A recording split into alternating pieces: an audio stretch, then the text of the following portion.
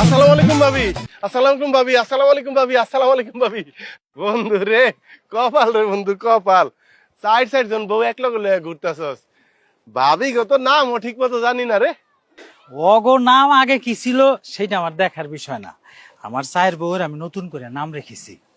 এই যে আমার বড় বউ, নাম তার জান্নাতুল ফেরদাউস। বাহ। এই যে মেজ বউ, নাম তার জান্নাতুল মাওয়া। বাহ ওই যে সেজ বউ, নাম তার জান্নাতুল নাইম। বাহ। আর ওই যে ছোট বউ, অনেক আদরে, নাম তার জান্নাতুল খুলুদ। বাহ, তুই কতবার বলদ আছিলি, এখন সাইড সাইডটা খুরুত দিয়ে ঘুরতাছস। একদম জান্নাতের মধ্যে গড়াগড়ি খাইতাছস রে। তুই সাইড সাইডটা বুঝে এক লগে পালস, সামালতেস কেমনে? আমি কেমনে সামাল দিয়ে এটা তোর পরে কইতেছি। এই যে আমার আদরের বিবিরা, দেখো এইদিকে আমার বন্ধু আইলশা, তারও 4টা বউ ছিল, 3টা বাইকে গেছে গা। আর এই যে আমি 4টা বউ লইয়া সুখে শান্তিতে সংসার করতেছি। শোন বন্ধু, যে পারে সে 4 বউ লইয়াই পারে, আর যে পারে না সে 1 বউ লইয়াও পারে না। এই যে বিবিরা, তোমাদের স্বামীর মতো স্বামী কে এই দেশে আর আছে? একটাও আছে? পাবা না। যাই হোক, তুই যে বন্ধু এই যে নতুন বিয়া করছস, চোখ একটু ট্যাগরা, মাশাআল্লাহ সুন্দর আছে। এটা কি ঘরে আছে নাকি ঢোকেছে? নাস্তা করলা কি কথা, আর যাওয়ার ভাও নাই। এইবার একবারে নিয়ত করছি এইটাই শেষ বিয়া। তো তুই ভাবি করে লে যাইতেছিস কই? তোর ভাবি গুলো একটু কবিরাজ বাড়ি যাইতেছি। মনের মধ্যে অনেক কষ্ট রে বন্ধু, 4টা বিয়া করছি, সন্তানের মুখ তো দেখতে পারতাছি না। না কিন্তু ভাবিরা যতদিন তোর মুখ দেখবো ততদিন তো তারা সন্তানের মুখ দেখতে পারবো না। কি বলি তুই? মানে তোর কথা তাকা মাথা কিছু বুঝতেছি না আমি। বুঝতেছিস না? সমস্যা তো ভাবি গো না, সমস্যা হইলো তোর। যতদিন তারা তোর সাথে থাকবো ততদিন তো তাদের সন্তান হবে না। ভাবি এই যে আমার দেখেন, সাইডটা বিয়া করছি, 3টাই গেছে গা, কিন্তু তাদের স্মৃতিচিহ্ন আমার ঘরে রাইখা গেছে 5টা সন্তান। সারাদিন আমার ঘরের মধ্যে কিলবিল কিলবিল করে খেলাধুলা করে গেলে আব্বু আব্বু করে কান্দে উঠছে জায়গা। আমি একটু অলস তো, নাইলে হয়তো আরো সন্তান হইতো।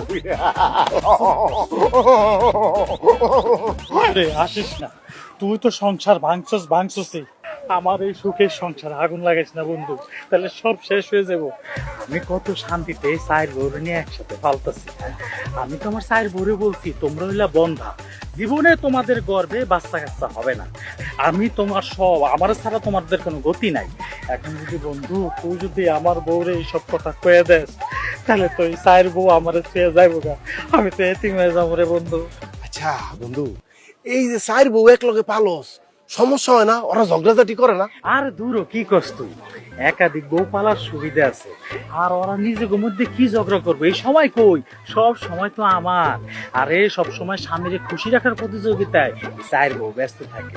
যেমন ধর, আমি যদি বলি আমার হাতটা ঝিমঝিম, আরে মাবুদ কইতে দেরি, 4 বউ আমার হাতের উপরে ঝাঁপায় পড়ে, আমার ডাইনা ঝিমঝিম করতেছে না বা আমার ঝিমঝিম করতেছে, এগুলা শোনার অপেক্ষা আমার বউরা থাকে না। তাহলে বুঝ ওরা কত স্বামী ভক্ত।